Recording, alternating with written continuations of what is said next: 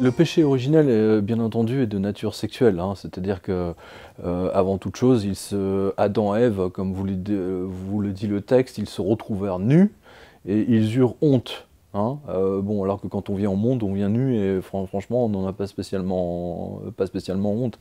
Et vous savez, moi j'ai écrit le mensonge universel parce que je suis tombé sur ce texte lors de l'écriture de mes livres, notamment les deux livres d'Enoch, hein, Enoch, Dialogue avec Dieu et les anges, et le livre des secrets d'Enoch. Enoch m'a obligé à faire des recherches extrêmement poussées dans la littérature sumérienne. Je suis passé deux, trois fois sur ce texte, mais enfin, je ne l'avais pas lu, hein. Je ne me suis pas rendu compte. Il a fallu que, en lisant un ouvrage du professeur Kramer, je crois, que je dis, mais c'est quoi cette tablette Enki et Ninursag, où on a une déesse qui donne naissance à partir d'une côte. Hein, c'est quand même pas commun, hein, parce que n'oubliez pas, Dieu prend une côte d'Adam de laquelle il va fabriquer Ève. Hein, on a cette notion, pourquoi une côte, hein, pourquoi pas un doigt, je sais pas, un cheveu, enfin je sais pas, ce serait plus simple. Vous voyez ce que je veux dire, il y a quelque chose qui a jamais collé, tout le monde l'a senti, tout le monde l'a vu. Et en fait, j'ai découvert le texte d'Enki et Ninursag, et je me suis pris mais vraiment une gifle, mais ça m'a littéralement passionné. J'ai passé un an vraiment à parcourir toute la littérature sumérienne disponible, et c'est là où j'ai eu l'idée effectivement d'écrire le mensonge universel, parce que je me suis rendu compte qu'en fait le texte de la Genèse, tel qu'on l'a aujourd'hui dans la Bible, est un texte totalement bidouillé, maquillé. C'est un mauvais texte et surtout c'est une mauvaise traduction d'un texte sumérien qui raconte en fait la vie de Enki et de Ninursag, donc déesse sumérienne, l'équivalent de la Vierge, hein, de la Vierge Marie pour les catholiques. Là on est en 2900 avant Jésus-Christ quand même, hein. N'oubliez pas, le texte sumérien est écrit 2900 avant Jésus-Christ. Et l'écriture de la Genèse, de ce que les spécialistes appellent le rédacteur, le scribe J, hein, eh bien en fait, on a la preuve, grâce à ces textes, grâce à toutes les traductions, que justement, c'est une mauvaise traduction du texte sumérien, dans lequel vous avez une déesse qui naît à partir d'une côte. Vous pouvez prendre tous les livres de toutes les bibliothèques, de toutes les histoires de la Genèse, de la création du monde. Il n'y a que deux textes très précis où Dieu prend une côte, hein, Dieu prend une côte pour faire naître un autre être humain. Dans le livre, vous avez en page 17, vous avez un tableau comparatif. À gauche, on a les textes sumériens. Et à droite, vous avez donc la même chose, mais c'est le rédacteur hébreu, c'est-à-dire à gauche c'est 2500 avant Jésus-Christ, et l'autre c'est 900 avant Jésus-Christ. Alors d'abord, au début, c'est ça qui est intéressant, écoutez bien, Dieu est féminin, d'accord? Chez les Juifs, il devient masculin. Ensuite, pour les Sumériens, Dieu a formé les hommes et les femmes avec de l'argile. Pour le scribe hébreu, il a formé Adam avec de l'argile, ok? Il a séparé les cieux. Donc là, vous avez aussi bien sumériens que juifs, Dieu a séparé les cieux. Alors là, ça devient intéressant, c'est que Dieu, chez les Sumériens, vivait en couple, alors que chez les juifs, il est célibataire. Chez les Sumériens, Dieu a une activité sexuelle, mais dans le sens noble, hein, c'est-à-dire de reproduction, c'est-à-dire de création. Hein, alors que chez les juifs, bien entendu, dans le texte hébreu, il est célibataire. Il est visible des êtres humains chez les Sumériens, alors que chez les juifs, il est invisible. Chez les Sumériens à nouveau, il vit dans le jardin de Dilmun. Attention, on trouve déjà le jardin. Hein, il vit dans le jardin de Dilmun, et chez les Juifs, il plane au-dessus du jardin d'Éden. Vous avez une omniprésence des fleuves des deux côtés, hein, ça vous reprenez le texte de la Genèse, hein, il cite même les noms, etc. Vous avez des présences de pierres précieuses, c'est très important. Vous avez des pierres, des pierres précieuses dans tous les sens, hein, c'est très narratif, vous l'avez dans le début du texte de la Genèse. Et alors attention, là on vient au cœur du sujet, si j'ose dire. Vous avez la petite déesse, Utu, qui est séduite par des fruits. Elle est séduite par des pommes, d'accord? Et en parallèle, donc, 900 ans avant Jésus-Christ, le rédacteur hébreu, donc, qui a mal traduit, enfin on ne sait pas trop ce qui s'est passé, lui il écrit que Ève est séduite par des pommes. Donc vous voyez la similarité. Alors là ça devient très intéressant. Dans le texte sumérien, Izimud encourage donc Enki, qui est le mari de Ninursag, hein, donc le couple divin. Izimud encourage à goûter les arbres et les déesses dans ce jardin. D'accord ? Hein, il encourage à goûter des arbres et à coucher avec les déesses. Du côté hébreu, il n'y a que Ève, et elle est séduite par une pomme. Donc vous voyez bien, il y a toujours hein, cette synchronicité, enfin, pas une synchronicité, mais coordination, si je peux dire. Suite à l'union, cette union entre guillemets avec Enki et la déesse, une petite fille naît de la côte de Enki. Elle naît de la côte de Enki. Mais dans le texte sumérien, c'est un jeu de mots. Alors que dans le texte juif 900 ans avant Jésus-Christ, c'est Ève qui naît de la côte d'Adam. Vous voyez que c'est le même texte, c'est évident. Enki découvre qu'il va mourir après avoir mangé les plantes des arbres. Il a mangé une plante, on va pas dire interdite, mais à laquelle il n'aura pas dû toucher. C'est une plante qu'il ne connaissait pas. Hein, voilà. Et dans le texte hébreu, Adam et Ève sont condamnés à mourir après avoir mangé de l'arbre. Donc là aussi, vous retrouvez bien la similarité de l'histoire. Dans le texte sumérien, Dieu, c'est-à-dire Ninursag, est très fâché contre Enki, donc le maudit. Et dans le texte juif, Dieu maudit Adam et Ève. Pour l'instant, on est toujours, hein, vous voyez, ça colle parfaitement. Mais, attention, là c'est intéressant, la fin de l'histoire. Dans le texte sumérien, la déesse Ninursag guérit, hein, elle guérit le dieu Enki, et le monde rentre dans l'ordre. Tout rentre dans l'ordre, tout finit bien. Dans le texte juif, en revanche, c'est très intéressant. Adam et Ève sont condamnés et doivent quitter le jardin d'Éden. Et donc cette espèce de condamnation, si vous voulez, qui va alimenter, bien entendu, l'intégralité, si vous voulez, des théologiens juifs, mais en même temps chrétiens, on la retrouve jusque dans les années 60, d'ailleurs jusqu'aux années 1970, 1980. Moi, je l'ai vécu, j'ai 54 ans aujourd'hui, je l'ai vécu de l'intérieur. Dans ma famille, on ne parlait jamais de sexe, on ne savait pas, enfin moi je ne savais pas trop ce que c'était. Il y avait une interdiction, il y avait le sexe n'existait pas. Hein, les enfants naissaient dans des plantes, hein, dans des choux. Hein, vous avez connu, enfin peut-être que vous avez connu ça. Mon père m'a raconté une histoire absolument invraisemblable lorsqu'il s'est marié avec sa seconde épouse. Le soir même des noces, donc il rentre à la maison, enfin chez sa belle-mère donc, et la belle-mère, hein, toute empreinte vous savez, de cette componction culpabilisante de condamnation de la sexualité par les catholiques, etc., a interdit à mon père et à sa nouvelle femme de fermer la porte de leur chambre parce qu'elle ne voulait pas qu'elles fassent leurs bêtises sous son toit. C'est quand même absolument délirant.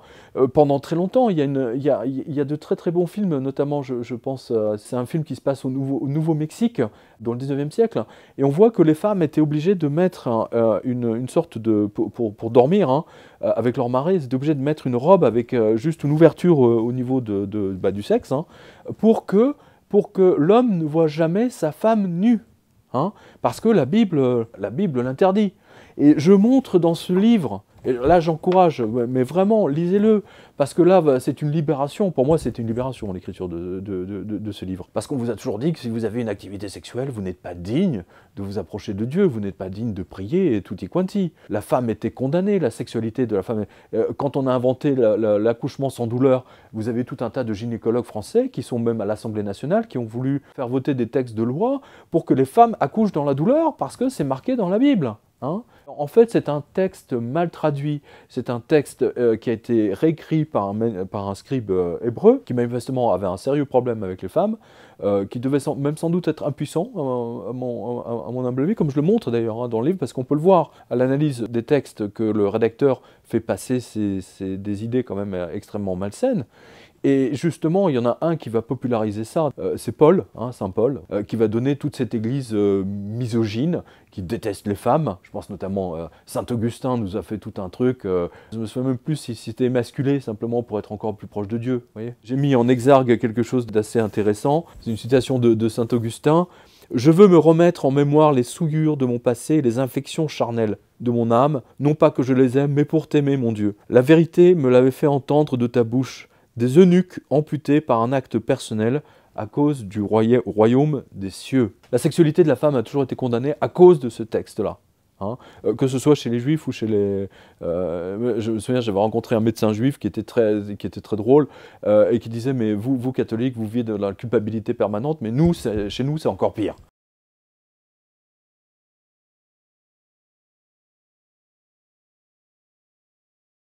On n'a pas besoin du texte d'Adam et Ève pour savoir que l'homme a des mauvais côtés. Vous avez des textes sumériens qui sont bien plus anciens. Il n'y a pas que les textes sumériens, vous avez des textes chinois. Vous avez dans toutes les civilisations, c'est pas tout à fait nouveau. Je veux dire, c'est pas le texte d'Adam et Ève qui... Vous comprenez, ça n'a rien à voir. Vous avez même des textes grecs. Hein. Ce qui est intéressant d'ailleurs, justement, puisque vous en parlez, il y a un texte de création de l'humanité, hein, qui est très précis, que j'aborde aussi dans ce livre, hein, les Anunnaki, hein, les fameux Anunnaki, qui veulent créer une nouvelle race d'esclaves, hein, qui sont les hommes. Hein. Et donc, ils prennent de l'argile. Donc attention, on retrouve toujours la notion d'argile. Donc les dieux, on va dire ça comme ça, les dieux décident de tuer un dieu méchant. Hein, ils en ont marre de le voir, il est insupportable, il est méchant. Donc ils le tuent et ils prennent son sang. Ils prennent son sang et le mettent dans l'argile pour donner naissance aux hommes, à l'humanité. C'est très intéressant. Et parce que ce sang vient d'un dieu méchant, hein, il y a déjà cette notion d'ADN, c'est étonnant, de prédestination, on veut dire, hein, eh bien l'homme sera bon et méchant à la fois. Et ce texte sumérien est empreint d'une sagesse infiniment plus intéressante que tous les textes, enfin les premiers textes, on va dire, de l'Ancien Testament, bien que j'ai un faible pour les autres textes de l'Ancien, je pense notamment à Isaïe ou à Jérémie, qui sont vraiment très très intéressants. Mais ça n'a rien à voir, il n'y a véritablement pas d'héritage. Hein. Le seul héritage sumérien et mauvais héritage sumérien, c'est le texte de la Genèse, hein, de l'histoire du jardin où de Ève et Adam sont condamnés parce qu'ils ont mangé, parce qu'ils ont été encouragés par soi-disant un serpent, alors qu'on voit bien dans le texte sumérien que c'est un conseiller du dieu, hein, qui l'encourage à avoir des nouvelles sensations, on va dire. C'est passionnant, c'est vraiment passionnant. J'ai réglé mon problème une fois pour toutes avec ce texte culpabilisant de toute cette civilisation judéo-chrétienne. Hein. Ça va même beaucoup plus loin que ça, c'est-à-dire qu'on voit que la mauvaise interprétation, la mauvaise traduction, ou comme on veut, peu importe les raisons qui l'ont amené à mal traduire ce texte, a entraîné un quiproquo géant qui a été la source de millions de souffrances à cause de la sexualité condamnée de l'humanité. Hein, vous n'aviez pas le droit, hein, je ne sais pas si vous imaginez, au Moyen-Âge, entre les différentes fêtes, les fêtes de Pâques, entre les règles des femmes, où elles ne pouvaient pas avoir dans la section, je ne sais plus combien, 10 jours avant et 10 jours après, etc. En fait, il vous restait une fenêtre de tir, si je peux dire, vraiment réduite.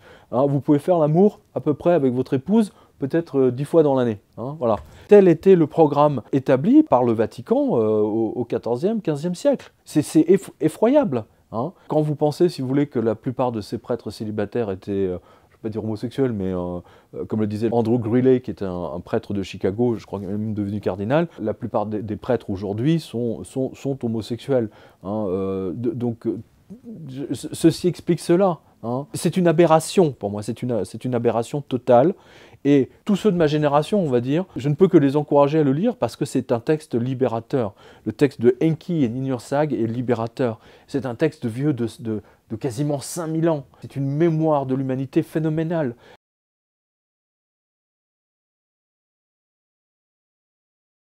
Entre Méditerranée et Golfe Persique, cette région que l'historien Polybe nommait Mésopotamie, ou terre entre deux fleuves, irriguée par l'Euphrate et le Tigre, couvrait le territoire de l'Irak actuel. Pendant près de 5000 ans, le sable brûlant du désert irakien a gardé les traces des fondateurs de la plus vieille civilisation connue, les Sumériens. Notre monde leur doit tout. Les Sumériens ont inventé l'écriture et la roue. Ils ont divisé le temps en secondes et en minutes. Ils ont dompté la nature et bâti des cités gigantesques. Ils ont favorisé la culture et les arts. Leurs caravanes traversaient les déserts, traçaient les premières routes commerciales. Leurs récits ont inspiré nos mythes fondateurs. À l'Académie des sciences, on ne savait rien des Sumériens jusqu'au XIXe siècle. On ne savait rien. C'est suite à des découvertes tout à fait archéologiques, tout à fait surprenantes, et à des tablettes cunéiformes, qu'on a découvert la civilisation sumérienne, et surtout, au scandale, ils avaient l'écriture. Au milieu du XIXe siècle, on ne connaissait de l'Ancien Orient que ce qu'en disait la Bible. Français et Britanniques rivalisaient alors dans la course aux découvertes. Et les trouvailles furent surprenantes. Un passé insoupçonné surgissait des entrailles de la terre. La Mésopotamie avait donc été le berceau d'une civilisation. Mais en quoi ces trouvailles étaient-elles exceptionnelles? Et comment expliquer que la civilisation se soit développée dans cette région du monde?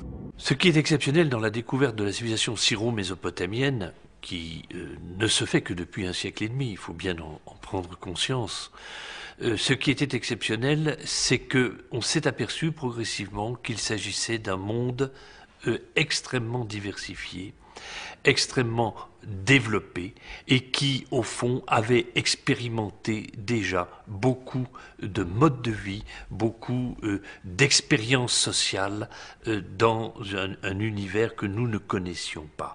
Nous avions l'impression que tout commençait avec la civilisation grecque et on s'est aperçu qu'il y avait eu quelque chose avant. Il y a cette fameuse scène que je raconte d'ailleurs dans le livre, où un scientifique juif français s'est battu physiquement avec un autre scientifique qui expliquait sa découverte sur les Sumériens, il disposait de l'écriture, et donc il avait pris sa canne et lui avait fracassé sur la tête, il l'avait vraiment frappé, parce que seuls les Juifs étaient les élus de Dieu et qu'ils avaient l'écriture. Aucun autre peuple ne pouvait avoir l'écriture. Eh bien si, les Sumériens ont eu l'écriture. Et il ne faut pas l'oublier, il y a quand même une passerelle entre les deux, c'est Abraham. Abraham est né à Ur. Ur est une ville typiquement sumérienne.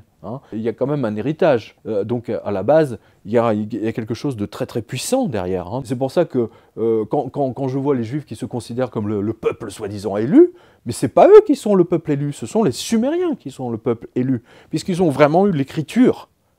Une écriture et surtout une histoire de l'humanité, des dieux, etc., qui est infiniment plus poétique, plus belle, plus intelligente que ce que nous rapportent les rédacteurs hébreux. Je parle des premiers, je ne parle pas d'Isaïe et de tous les autres qui sont venus après. Je parle simplement de ce texte fondateur du Jardin d'Éden, qui est en fait une mauvaise traduction du Jardin de Dilmun de Enki et Ninursag.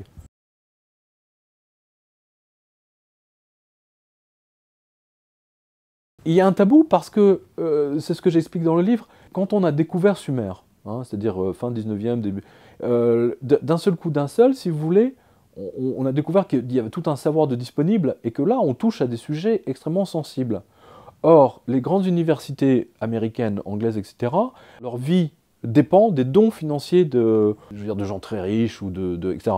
Et s'ils allaient amener un texte destructeur de la Bible, du livre de la Genèse, vous imaginez le scandale. Personne, aucun sumérologue n'a osé monter au créneau publiquement pour dire « voilà le vrai texte du livre de la Genèse », parce qu'ils allaient se faire démolir après, et puis ils allaient se faire retirer leur budget, qui finançait leur recherche sur le terrain, et surtout pour le déchiffrer, parce que déchiffrer un texte, vous avez vu la complexité absolument invraisemblable, surtout tenant compte du fait, si vous voulez, que le texte a évolué. L'écriture cunéiforme a évolué sur quasiment 3000 ans. C'est plus du tout la même au début qu'à la fin. Et c'est pour ça que quand je vois des soi-disant spécialistes qui lisent le sumérien, il faudrait qu'ils m'expliquent de quelle époque ils parlent. Parce que c'est pas tout à fait la même chose. À la limite, c'est carrément des écritures ou des langues différentes.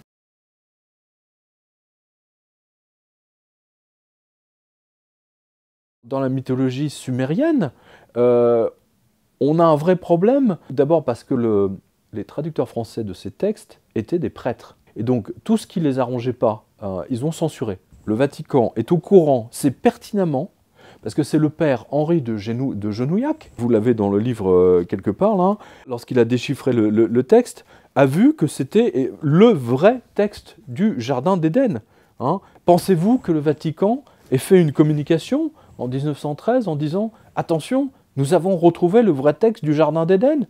Voici la vraie signification, voici la véritable histoire. » Le texte de la Bible, enfin de l'Ancien Testament, le livre de la Genèse, n'est qu'une mauvaise traduction. Pas du tout, ils se sont bien gardés, surtout pas. Il a travaillé, donc il a déchiffré la tablette de Enki et Ninursag, qui est au Louvre, et il a publié la première traduction française en 1930, dans une revue très spécialisé, réservé uniquement aux sumérologues ou assyrologues. Texte cunéiforme du Louvre numéro 62. Hein, donc d'ailleurs, au passage, je remercie le professeur Durand et son assistant pour m'avoir ouvert les portes du département d'assyrologie de la Sorbonne. Parce que j'ai passé beaucoup de temps là, pour justement pouvoir donner le texte de Enki et Ninhursag. Et surtout, un grand merci au professeur Hattinger, suisse, qui a eu vraiment la gentillesse de me confier sa traduction de la tablette. Le professeur Hattinger est le seul spécialiste mondial de la grammaire sumérienne. Oui, donc c'est chapeau bas, comme on dit. Hein. Je suis en admiration devant ce genre de personnes.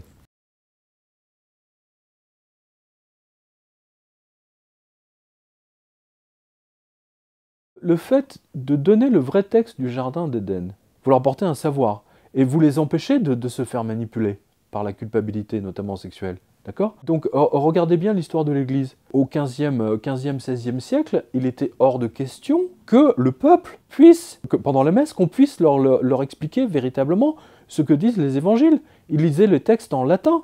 90% de la population ne parlait pas latin. Et lorsque le William Tyndale, un Anglais, a traduit la Bible en anglais, en langage populaire, il a fini sur le bûcher, à la demande des religieux. C'est quand même incroyable, qui ne voulaient pas que le peuple puisse lire le Nouveau Testament ou l'Ancien Testament dans le texte. Ils ne voulaient pas qu'ils puissent lire la parole du Christ dans le texte eux-mêmes. Ils voulaient se garder le savoir. C'est une bande d'enfoirés. What work of translation would you undertake?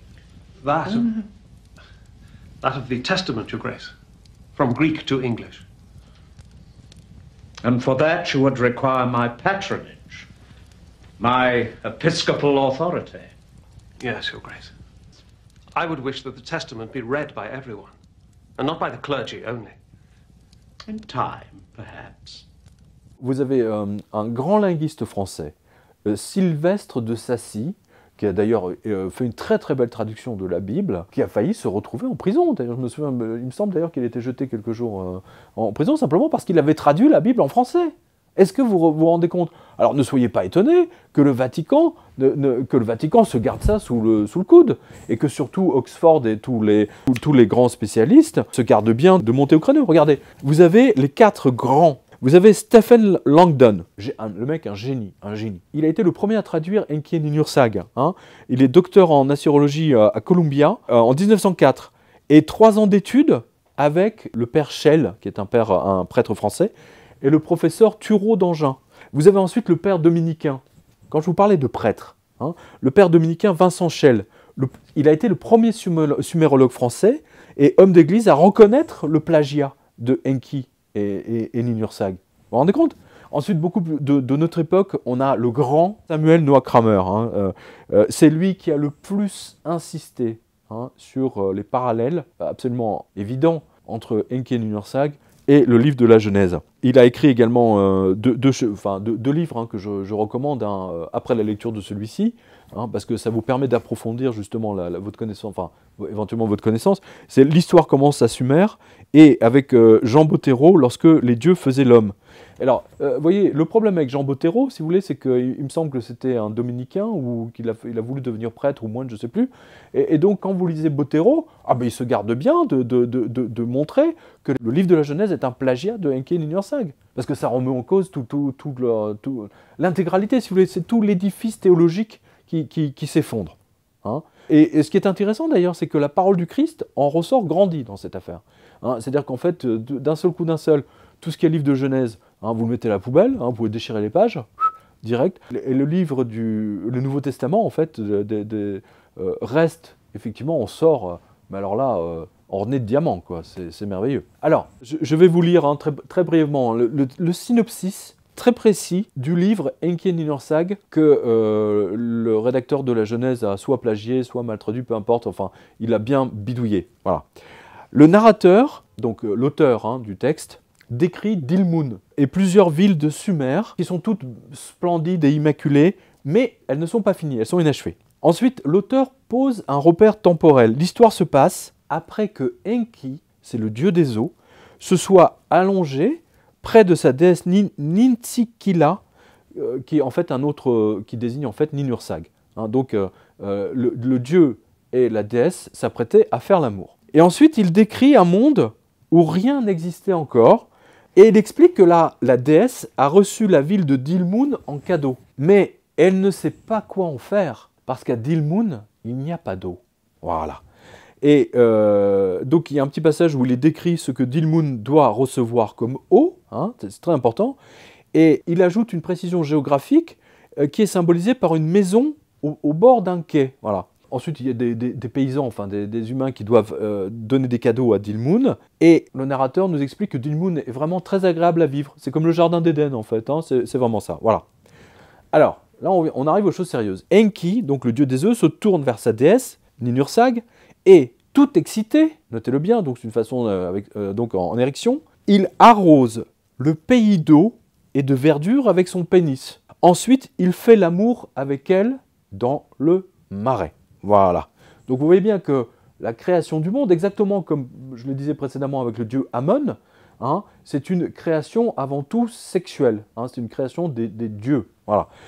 Et en compagnie d'Izimud, donc son conseiller, Enki découvre une petite fille qui va naître de cette étreinte, parce que la déesse Ninursag, au lieu d'accoucher en 9 mois, elle, parce que c'est une déesse, elle accouche en 9 jours.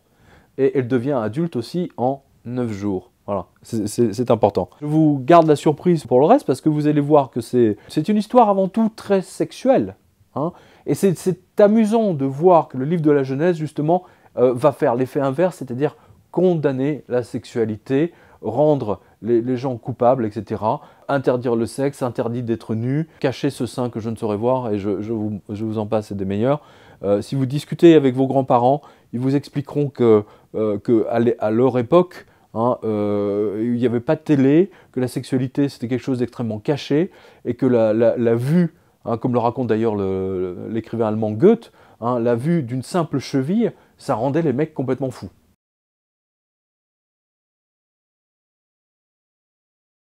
Pour vous expliquer comment j'ai construit ce livre, c'est important. Alors, le chapitre 1, c'est vraiment le secret bien gardé. Hein. C'est vraiment le secret que sumérologues, grands spécialistes, etc. discutent.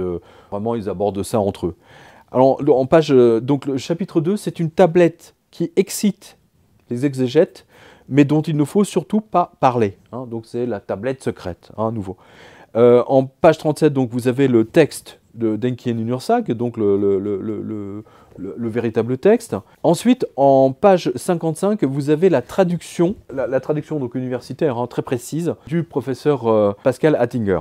Ensuite, il y a un chapitre qui est consacré au vrai jardin d'Éden, qui était à Dilmun. Hein, et donc là, je pose en fait tout ce qu'on sait aujourd'hui sur cet endroit du monde, qui effectivement était un jardin absolument merveilleux. Hein, et qui aujourd'hui, suite à l'évolution du climat, etc., est devenu plutôt une zone aride. Ensuite, vous avez caché cette tablette, et surtout les 22 points de côté, le tableau de correspondance linéaire avec le livre de la Genèse.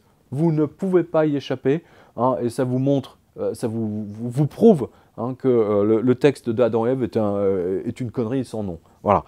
En page 127, vous avez donc comment les penseurs chrétiens se sont servis du serpent pour culpabiliser le monde entier. Hein, c'est très intéressant. Ensuite, vous avez le texte sumérien en version originale. D'ailleurs, je vais vous lire tout à l'heure la version originale en sumérien. Ensuite, je démonte, hein, il y a un chapitre qui s'appelle le mensonge universel, hein, donc c'est vraiment comment le monde a été littéralement contaminé par le texte de ce rédacteur hébreu. Et je prouve à nouveau, avec un chapitre qui s'appelle le livre de la Genèse, maquillé comme une mobilette sumérienne volée, qui vous prouve, avec d'autres encore de preuves supplémentaires, que le texte de la Genèse n'est qu'une mauvaise traduction, très très mauvaise traduction du texte sumérien. Alors, il y a une deuxième partie dans le livre. Alors là, on rentre dans quelque chose de très intéressant qui s'appelle les 7 filles de la déesse Ninursag. Hein, vous avez entendu parler des recherches sur l'ADN du professeur Sick, hein, donc qui a fait des prélèvements ADN dans le monde entier et qui, en faisant des recherches de recoupement, etc., est arrivé qu'en fait l'humanité a été créée juste par 7 femmes. Hein, voilà. Et donc, il se trouve que les textes sumériens vous disent exactement la même chose. Hein, il y a 5000 ans, les Sumériens expliquaient que tout ça a été créé par 7 dieux. Hein, voilà, c'est intéressant. Et ensuite, vous avez un chapitre notamment sur le livre de la Genèse tel qu'il aurait dû vraiment dû être traduit dans la Bible. Voilà, et bien entendu, un historique des tablettes et chronologie biblique. Alors ça, c'est vraiment très intéressant. Voilà, et bien entendu, vous avez des conseils de lecture de livres. Je vais vous lire le texte de Enki et Ninursag en sumérien, juste quelques bouts, parce que c'est très très intéressant. Je peux vous dire que c'est pas facile, et je remercie à nouveau, une nouvelle fois, le professeur Durand et le professeur Attinger pour toute l'aide qu'ils m'ont apportée. Alors, mon frère, qu'est-ce qui te fait mal? Alors, en sumérien, ça donne Shesgu Anusa Aragig. Le sommet de ma tête me fait mal. Ugu Dilugu Magig. Elle fit alors venir au monde Abaou. Sheshgu Anazu Aragig. Pasikigu Magig. Ensuite, elle fit venir au monde Ninsikila. Ninsiki-la imamara antu ud. Sheshgu Anazu Aragig. Kirigu Magig. Etc., etc., etc. Vous pouvez vraiment vous... Non mais il y a un écho, je sais pas, enfin en tout cas pour moi il y a un écho, il y a quelque chose, ça me parle, ça fait vibrer. Alors juste pour une précision historique, pendant très longtemps, on ne savait pas d'où venaient les langues finno-ougriennes. Alors c'est quoi finno-ougrienne?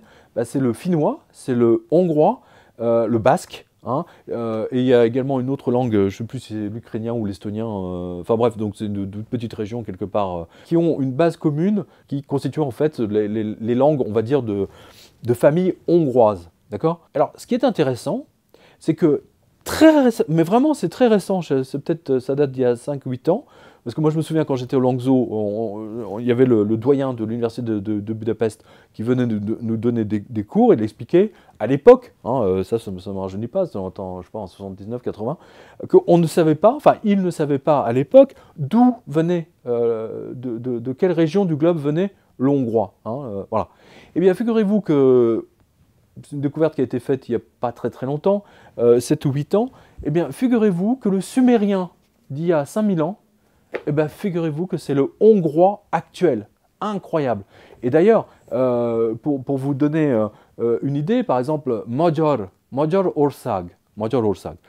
Ország, c'est la plaine. Hein, Ország, c'est la plaine. Magyar, c'est les Hongrois, les Magyars. Donc Magyar Ország, c'est la plaine des Hongrois.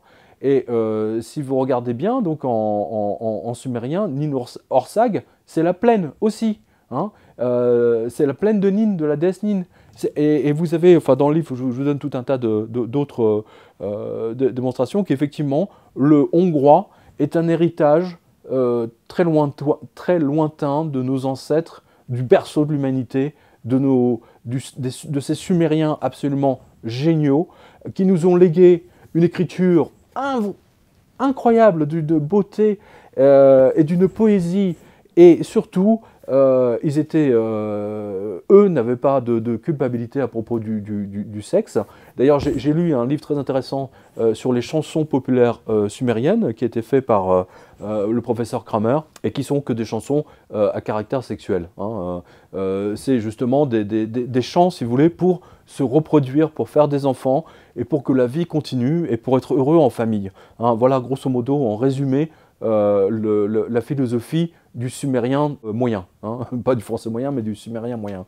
Voilà, je vous remercie hein, pour cette interview, et je vous encourage vraiment à lire le Mensonge universel, parce que c'est formidable, parce que le texte est libérateur, il se passe quelque chose, il y a une ouverture qui se fait. Voilà, merci à vous, et rendez-vous sur le site du Jardin des Livres.